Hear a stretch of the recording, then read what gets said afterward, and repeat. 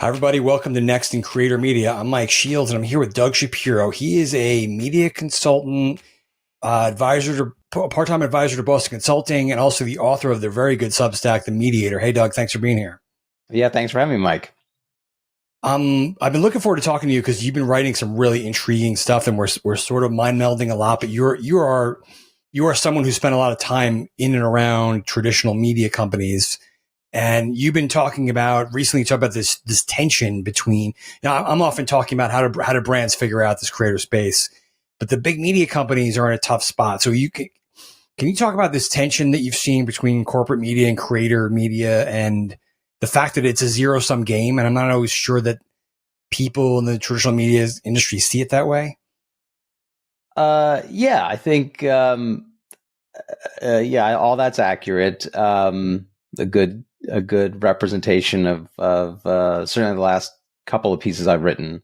Um, as a starting point, I think it's important to understand that the total media business is not really growing on a global basis. It's not growing on a real basis, meaning adjusted for inflation. Yeah, And the reason for that is because of course, fundamentally the media business is about monetizing attention and engagement, and attention isn't really growing anymore. So if you look at the time spent with media, certainly in the West, I think there's some interesting Activate data which shows that the average U.S. adult is spending more than 75% of their waking hours with media. I mean, it depends on how you count the the multitasking, but a lot of time. And if you look at a time series of time spent with media, what you could see is that it it grew like in the kind of '08 to 2013 period as mobile sure. usage and penetration picked up. And then it kind of flatlined. Then there was a bump around COVID, and it's been pretty stagnant since. So So there's just we've not filled in all the gaps at this point. Like there's we've just found there's all just those not that many moments. hours in the day. Yeah. And so anyway, if time spent with media isn't growing, it's hard for the whole pie to grow. Right. And as a result, when you look at the growth of creator media, and the way I define that, by the way, is there's corporate media or institutional media and everything else. So I'm calling Yeah. creator media basically everything else, and it's growing much faster than the total pie. By my math, um, it's about $250 billion last year, and growing. It grew about 25% annually over the prior 4 years, and the total pie is only growing 5%. So when you do the math on it, what you see is that creator media is roughly half of the growth, even though it's only about 10% of the total media pie. Right. That's 250 billion relative to 2.5 trillion globally. It's still half the growth.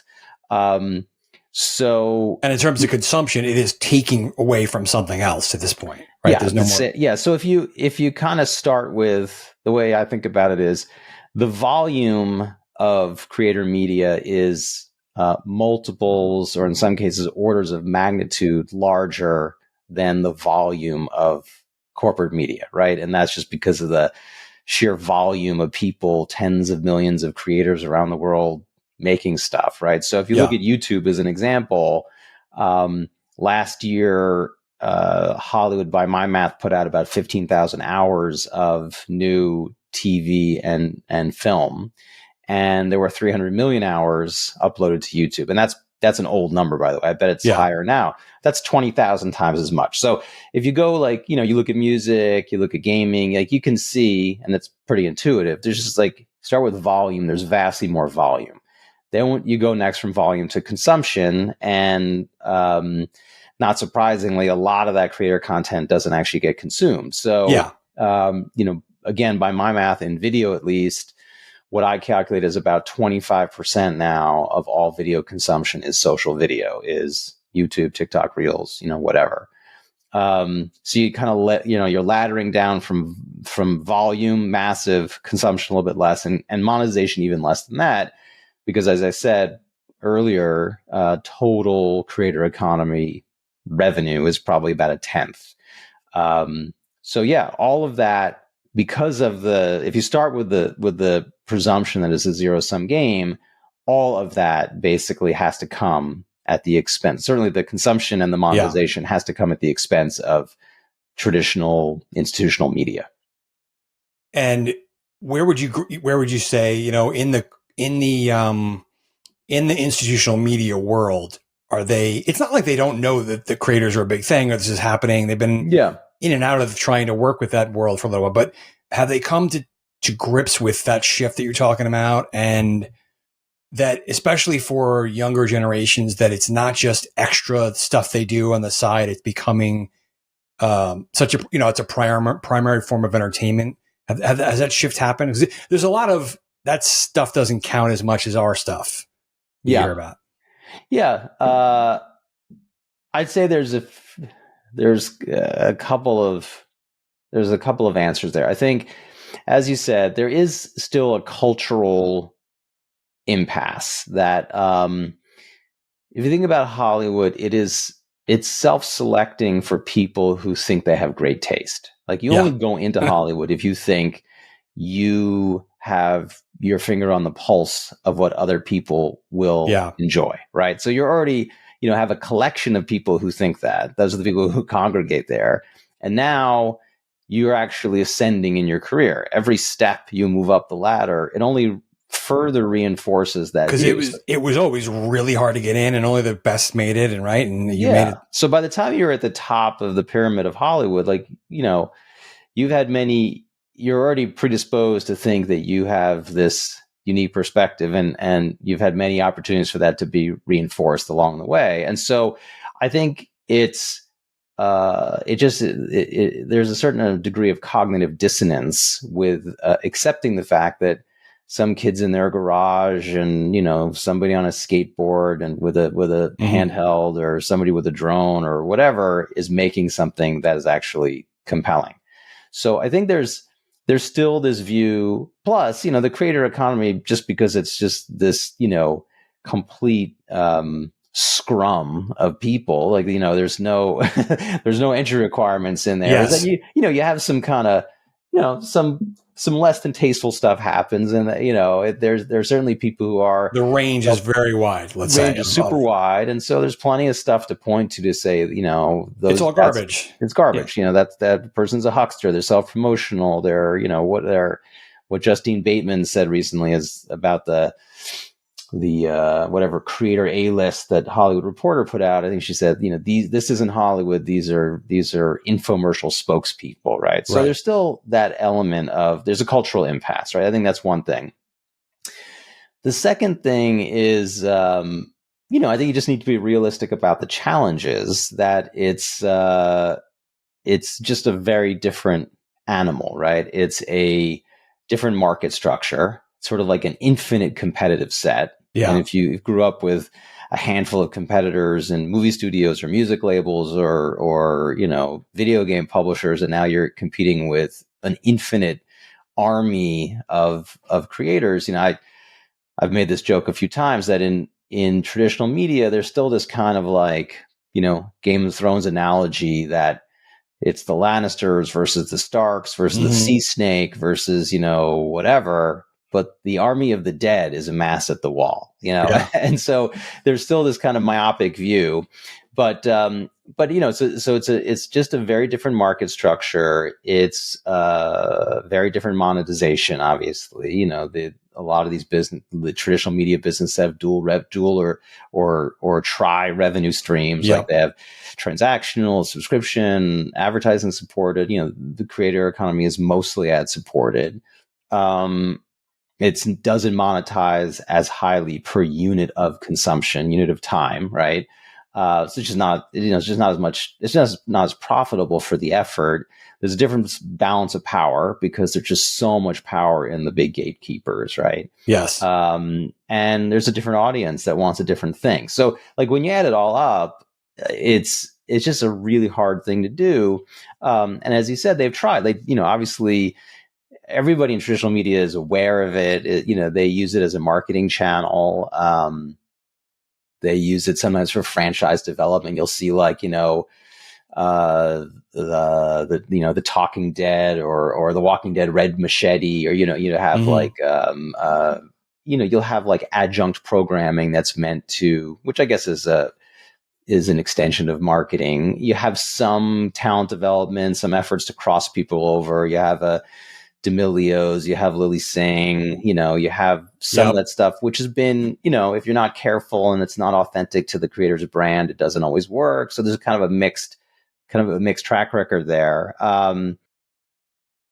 You look at Beast Games, which is a big swing, and we'll see how it's coming it up goes. next week. It's sort of the latest biggest example of, and we're calling out, I wouldn't, in this case, it's Amazon, not old school media company, but big media trying to bring these worlds together. Yeah. So I think it's, I think going through it, you'd say, number one, there's a cultural impasse, and just number two, it's a very different business and it's really hard to do. So there's a little bit of like, it is what it is. And I don't think it's, if you were to say, oh, well, and maybe this is the next question, what should the big media companies do? I don't think there's a lot of like easy, obvious answers. It's not like these people are not stupid, right? They're not leaving a big opportunity untouched just because of, pride or myopia or whatever. It's just a different animal, and it's challenging. All right. I am going to ask that question in a second, but hold that thought, because I just want to dig into something else you've written recently. I think it was back in August. You just talked about, it's not only that the dynamics of the business and the consumption patterns are so different, but this younger consumer, I think it seems faddish if you like to hope this is going to go away, you think it's faddish that they don't care so much about professionalism. They favor this authenticity in their content, and they like that like dopamine per minute viewing experience. Can you talk about that? Like, cause that is a big difference. And I think people might hope that is just a product of youth or the moment, but that could fundamentally change what people expect from media and look for, right? Yeah, I mean, something that I write about often is this idea of a changing consumer definition of quality. And I think a big problem in any domain is that if you've been in it for a long time, you tend to get kind of anchored to a definition of quality. And in the TV business, and I experienced this when I was at Turner, I remember running this big project, and we had a lot of senior executives there, and it came around to this question of whether quality was changing. And for them, quality is really defined by like an HBO show, right? It's very high production values, brand name showrunner, brand whatever, household name actors, etc. But one of the things that happens, particularly when disruption occurs, one of the things that happens is that new entrants will come in with new attributes, new features, and if those resonate with consumers, they will change the definition of quality. Yeah. And I've used this example before, but it just always strikes me as a good one, which is Airbnb. When Airbnb emerged, it just seemed like a horrible idea. To the idea that someone's house, what? Like house, I love my high-end hotel. What are you talking about? Or you use their bathroom? Like who? And it's just like, what are you talking about, right? But in the process, as Airbnb has grown and matured and become entrenched in society, it's changing the definition of lodging, because it's introduced all these new attributes like having a full working kitchen, or being in a clean neighborhood, or having a driveway or room to entertain, all these things, right? And so if there's a lot of people now where when they're traveling, their first stop. That is luxury. That is like a great experience. Luxury, or the first place they go. They go to Airbnb.com. They don't go to Marriott or Hilton. They don't go to Bonvoy or whatever. Right. And so that's what's happening in media too. That the advent of Netflix introduced new attributes of quality. Right. All of a sudden, like product mattered, right? Like the UI, UX mattered, being ad free mattered, how many episodes were stacked. I remember when people would say, well, I won't start a show unless I know all the seasons are available. Like that didn't exist when we had 4 networks that you flipped on your TV.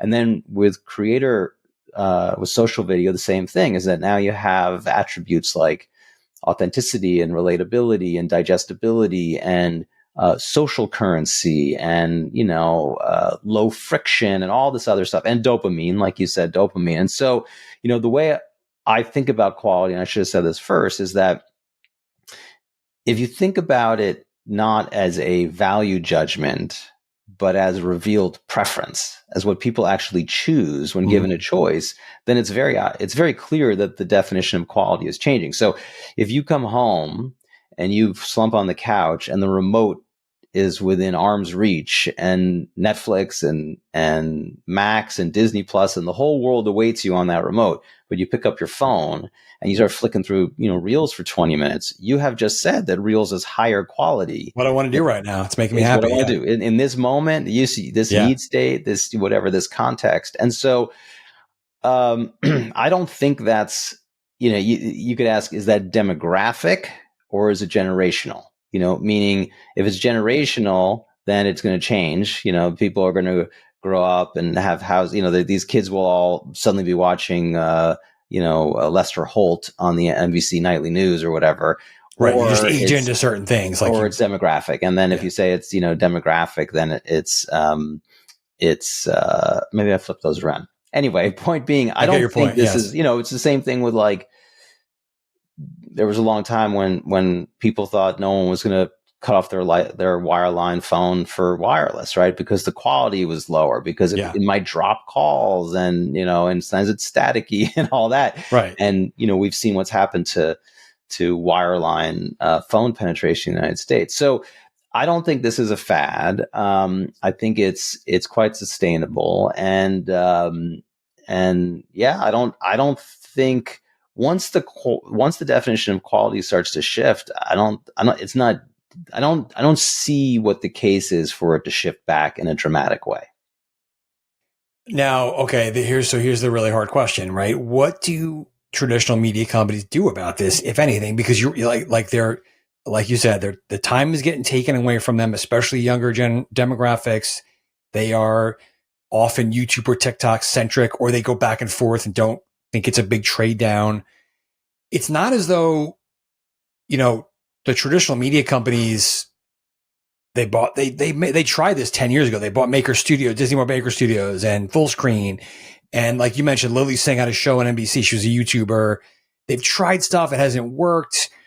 It's not clear to me what they do now. Do they try and bring more creators to television like Beast Games? Do they try and make their UIs a little bit more TikTok-y? Like, what the hell do they do, if there's an answer? As I said before, I don't think there are easy answers. I think that they could make more concerted efforts to cross over creator stars. So backing up, I think that it's hard to have a big enough funnel to catch all these people, right? But I think that they could do a better job. Or if you use music as an analogy, the A&R business forever was you'd send some A&R rep to a smoky bar at 3 a.m. and they'd discover some undiscovered act. And now it's become a data mining exercise. You see who's trending on YouTube and SoundCloud and all that. So I think there could be a much more concerted effort to do that in video as well, to be really mining social for emerging stars. I think that's one thing. And then trying to cross them over in authentic ways. Not everyone could be Mr. Beast, right? We use him all the time as an example, and he's so unique that maybe we shouldn't. Yeah, we shouldn't. And but you look at Whistle, you look at Dude Perfect, and you look at, the good golf, and, there's definitely stars that could cross over. So I think that's one thing. There's also a question about, could you lean into social distribution more? Could you ever think about social as a downstream window? Would you actually start distributing content in snippets, in Quibi style snippets? You've seen this growth, the growth of these short form drama networks. Yeah, it's very that big in Asia, but it's big in like Asia. Yeah, I get, crazy fast cut real. soap opera kind of things. Exactly. Yeah. I think Paramount did a stunt where when Mean Girls 2 came out, they basically put out the first Mean Girls, on TikTok in little snippets. Is that a big business? No, that's still probably another form of marketing. Is there a lot is that a lot of monetization? I don't know.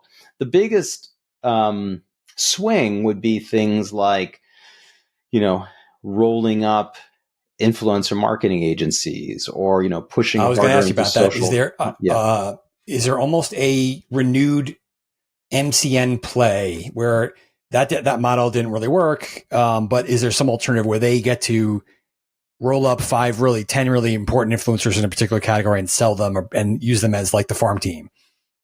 Yeah, I think there's an argument that the MCN should come back probably in a new form. One of the biggest challenges with the MCNs was that it was an agency business and they didn't own any equity in the talent. And so as soon as anyone hit it, they were like, they had all the bargaining power. So I think a revised MCN model where you actually own some of the equity. I know there's people trying to do that, where you own some of the equity in creators, is, I think it's an opportunity. But, the question is, could you more actively bundle if you're already selling? That brand dollars are moving away from traditional TV. You're already selling bundles of traditional linear inventory and now digital inventory. And is there an opportunity to bundle in influencer marketing? There is already branded content to varying degrees. So but does that solve the problem? So if you start out where the point of the recent piece that I wrote, which I think was called the relentless, inevitable march of the creator economy, then none of this is going to solve the problem. I think I think there's a degree of inevitability about this, hence the title of that piece. It's just a question of how do you harness it? If you're a traditional media company, how do you harness it as best you can? You made me think of this, but earlier this year, Publicis bought Influential, which is been around for a long time. It's a social media agency network of sorts. I wouldn't have thought of this, but what if a big media company had made that kind of acquisition? That's kind of like not their game, but that would have been an interesting way to both bring the marketing services thing to bear and also get closer to that talent. I wonder if something like that makes sense. Yeah, I think that's the kind of thing. Those are the kind of the bigger, bolder bets. Those are the kinds of bolder bets that I think they need to be thinking about. I want to just dig into something that's interesting. It disturbed me a little bit having three boys that are already getting like sucked into these worlds. This addiction to dopamine that we may be creating with this generation or two. Whether or not that's actually good for people, I don't know, but can you make media that serves that? Can the traditional media companies find a way to tap into that? Is that just totally unique to feed-driven algorithmic media? Can anything be done about that?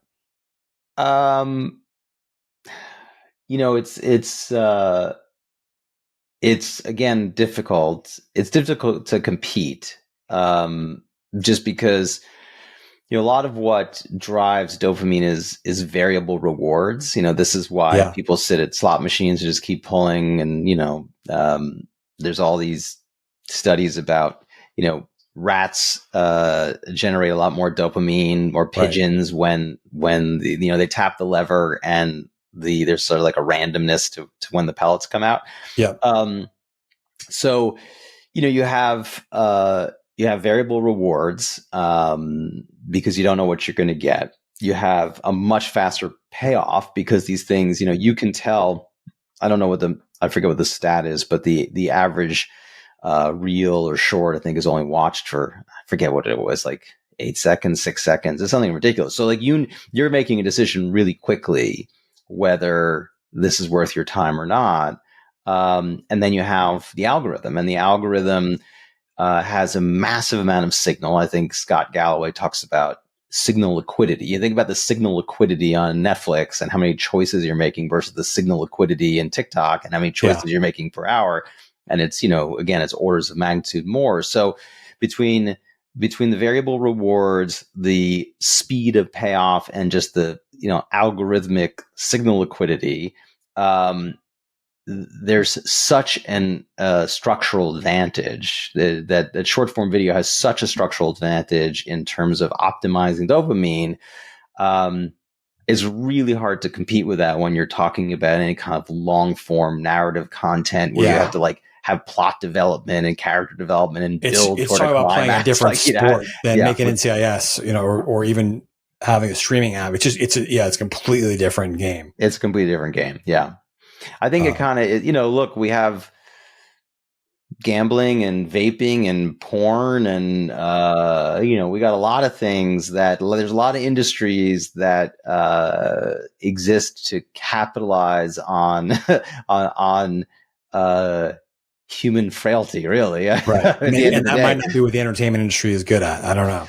I mean, I think the entertainment industry would say, that's not the case. I think the entertainment industry would say, I think ultimately what you're getting at is, I think there is and always has been in entertainment a tension between art and commerce. Yeah. And I think in Hollywood, there's a lot of people who believe very strongly in the art of it, or at least there's a pretense that it's art. There's a lot of trappings of art, and there's still a lot of, dismissiveness of people who